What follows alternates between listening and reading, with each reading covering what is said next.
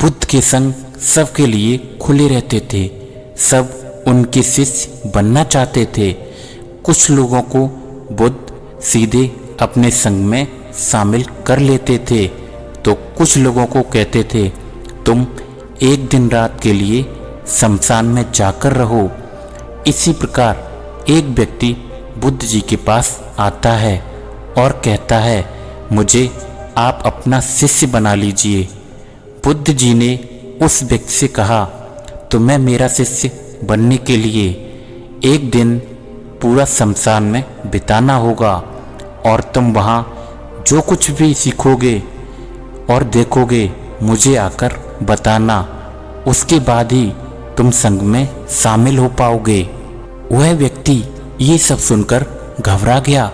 उसने बुद्ध जी से कहा दिन में तो ठीक है लेकिन रात में शमशान में रहना खतरनाक है। बुद्ध ने कहा कैसा खतरा? व्यक्ति ने कहा वहाँ भूत प्रेत होंगे, वह मुझे पकड़ लेंगे। इसी बात पर बुद्ध जी ने कहा क्या तुमने भूत प्रेत देखे हैं?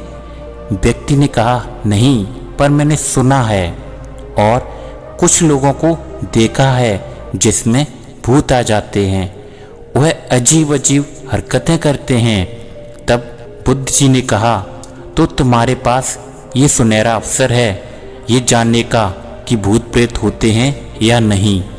तुम वहाँ एक रात गुजारो और फिर विश्लेषण करके बताना कि भूत प्रेत होते हैं या नहीं। अगर तुम्हें वह मिल गए तो तुम उनका विश्लेषण करना कि वह कैसे होते हैं और अगर नहीं मिले तो तुम ये जान जाओगे कि वह नहीं होते हैं।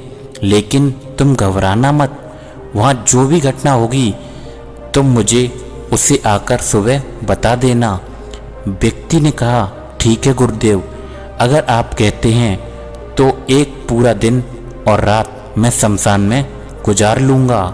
फिर बुद्ध जी ने कहा ठीक है, अभी तुम आश्रम में जाकर आराम करो और कल सुबह ही शमशान के लिए निकल जाना। बुद्ध ने अपने 4 शिष्यों को कहा कि वह व्यक्ति कल शमशान जाएगा, तुम उसके पीछे जाना और उस पर नज़र रखना, उसका ध्यान रखना, पर ये याद रखना उसे ये बात पता न चले कि तुम उनके पीछे गए हो। अगले दिन वह व्यक्ति बुद्ध के पास गया और बोला जैसा आपने कहा था मैं शमशान के लिए निकल रहा हूँ। बुद्ध जी ने उस व्यक्ति से कहा ठीक है, अब तुम जा सकते हो। फिर वह व्यक्ति वहाँ से शमशान के लिए चला जाता है। अगले दिन वह व्यक्ति बुद्ध के पास आया। बुद्ध जी उसे देखकर मुस्कुराने लगे और बोले कि तुमने एक दिन वहाँ पर गुजार दिया तो तुमने क्या क्या देखा और क्या क्या सीखा? तभी व्यक्ति ने कहा वहाँ सुबह सुबह गया था, कुछ देर बाद मैंने देखा कि कुछ लोग एक अर्थी को लेकर आ रहे थे।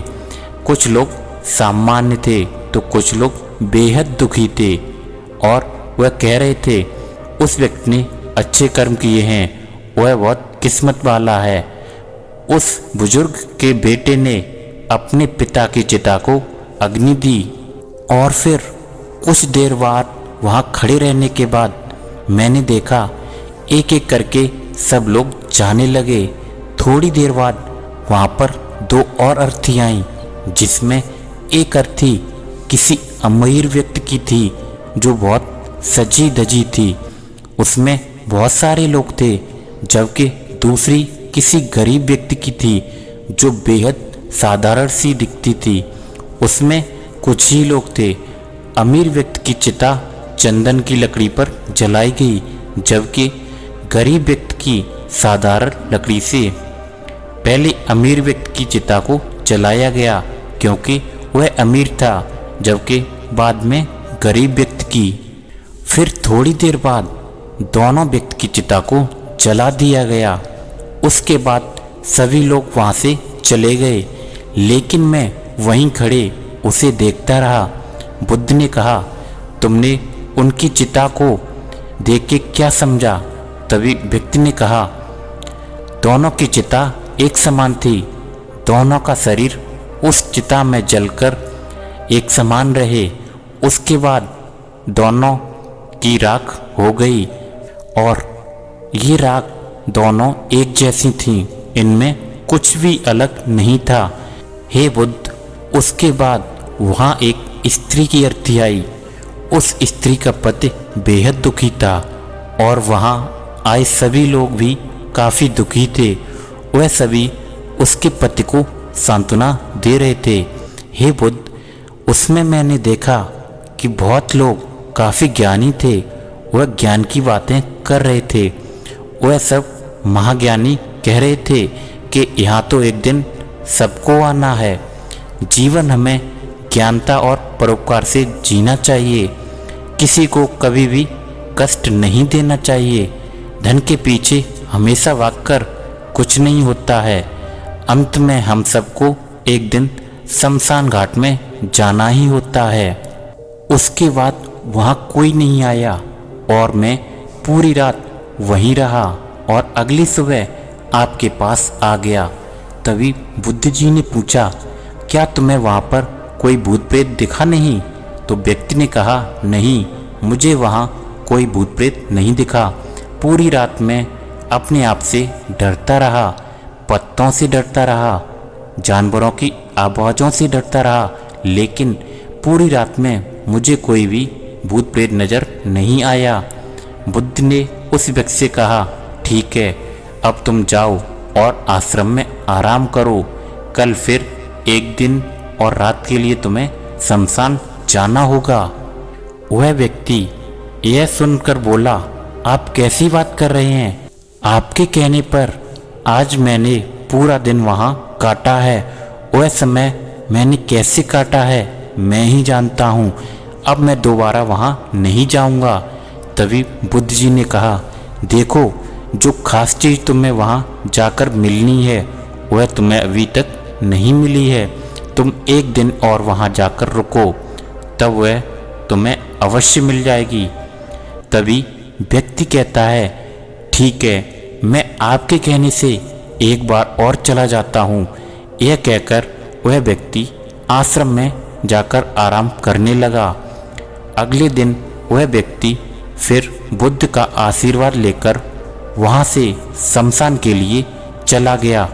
एक पूरा दिन बिताकर वह अगले दिन फिर बुद्ध जी के पास आया। फिर से बुद्ध जी ने पूछा, तो तुम्हें वह चीज़ मिली? व्यक्ति ने कहा, हाँ, मुझे वह मिल गया। बुद्ध ने पूछा, तो बताओ तुम्हें वहाँ क्या मिला? फिर व्यक्ति ने कहा, मैंने देखा कि कुछ लोग शाम को मुझे अर्थी पर लेकर आ रहे हैं। मेरे पीछे कुछ 15-20 लोग चल रहे हैं और मुझे 4 कंधों पर उठा रखा है। मेरे पिता आगे आगे चल रहे हैं। कुछ लोग मेरे ऊपर फूल फेंक रहे हैं और मेरे कुछ रिश्तेदार मेरे पीछे चल रहे हैं। वे बहुत दुखी हैं। मेरे पिता और भाई भी बेहद दुखी हैं। कुछ उन्हीं में से दुखी होने का नाटक भी कर रहे हैं, तो कुछ लोग मेरे पिता को सांत्वना दे रहे हैं। वहीं दूर खड़ा मेरा भाई बेहद दुखी है। कुछ लोग उसे सांत्वना देकर बोल रहे हैं कि तुम ही अब सबके इकलौते वारिस हो। तो कुछ लोग कह रहे हैं, ये गलत हुआ। यह लड़का तो अभी जवान था, अभी तो उसने कुछ भी नहीं देखा था और उसके साथ ऐसी घटना हो गई। तभी मुझे अर्थी पर लिटा दिया गया और सारा क्रियाक्रम किया जाने लगा। और ये सब मैं अपनी अर्थी पर लेटकर देख रहा था। मैंने उस अर्थी से उठना चाहा, लेकिन मैं उठ नहीं सका। मैं सांस लेना चाहता था, लेकिन सांस नहीं ले पा रहा था, क्योंकि मेरे अंदर सांस नहीं थी। मैं अपने पिता को गले लगाना चाहता था, लेकिन मैं उठ नहीं सकता था। मैं अपने भाई को गले लगाना चाहता था, उसे कहना चाहता था कि तुम माता पिता का ध्यान रखना, लेकिन मैं बस लेटा देख रहा था, कुछ कर नहीं सकता था। उसके बाद मेरी चिता पर लकड़ियां सजाई जा रही थीं। मेरा मुंह भी ढक दिया गया। मुझे अब उस चादर के पार कुछ भी दिखाई नहीं दे रहा था। फिर उसके बाद मुझे गर्मी महसूस होने लगी। फिर मैंने देखा कि मुझे जलाया जा रहा है। मेरे हाथ पैर जलने लगे, मेरी हड्डियाँ, खाल सब जलने लगा। धीरे धीरे आग और ज़्यादा बढ़ गई। वहाँ से उठना चाहता था लेकिन मेरा दम घुट रहा था। मैं सांस लेना चाहता था लेकिन मैं ऐसा कुछ भी नहीं कर पा रहा था। मैं उस आग में पूरी तरह खो गया। मैं पूरी रात खुद को ऐसे ही जलता देखता रहा। फिर अंत में मैंने देखा कि मेरे पास केवल मेरी राख ही बची हुई थी। उस पूरी रात ना तो मैं डरा, ना ही मुझे डर का एहसास हुआ। पता नहीं कहाँ मैं पूरी रात खोया हुआ था और सुबह होते ही मैं आपके पास आ गया बुद्ध जी। उसके बाद बुद्ध जी मुस्कुराए और बोले कि अब तुम संघ में शामिल हो सकते हो और वास्तव में ध्यान और ज्ञान होने के लिए ध्यान का बीज अंदर होना जरूरी है। वह बीज तुम्हें वहाँ कल रात मिल गया जब तुमने जाना कि वहाँ सब कुछ नश्वर है। इस दुनिया में सभी व्यक्ति शमशान में जाने के बाद ये तो देख लेते हैं कि सभी को वहाँ जाना है, लेकिन जैसे ही वहाँ से बाहर निकलते हैं वह सब भूल जाते हैं और फिर अपनी जिंदगी वैसे ही जीते हैं जैसे वे कर्म करते हैं, वैसे अधर्म करते हैं और वैसे ही लालच करते हैं और वैसे ही क्रूरता दिखाते हैं। और जैसे ही शमशान में जाते हैं सब कुछ धार्मिक हो जाता है। पहली बार जब तुम शमशान में गए तो तुम्हें भी उन्हीं ज्ञानी व्यक्तियों की तरह थे जैसे कि वहाँ सभी महाज्ञानी व्यक्ति आए हुए थे। और जैसे ही तुम दोबारा वहाँ गए और आज वापस आए तो तुम्हें अंदर का ज्ञान भी पता चल गया। हम तब तक जीवन को नहीं समझ सकते जब तक हम मृत्यु को नहीं जानते हैं। और अंत में बुद्ध जी ने कहा, जो व्यक्ति बीमार है वही स्वास्थ्य के महत्व को समझ सकता है। जो ध्यान का बीज तुमने कल रात पाया, अब उसे तुम्हें लक्ष्य बनाना है और ऐसा विशाल लक्ष्य तुम्हारे अंदर उत्पन्न होगा जो सभी को ध्यान की छाप से भरपूर कर देगा।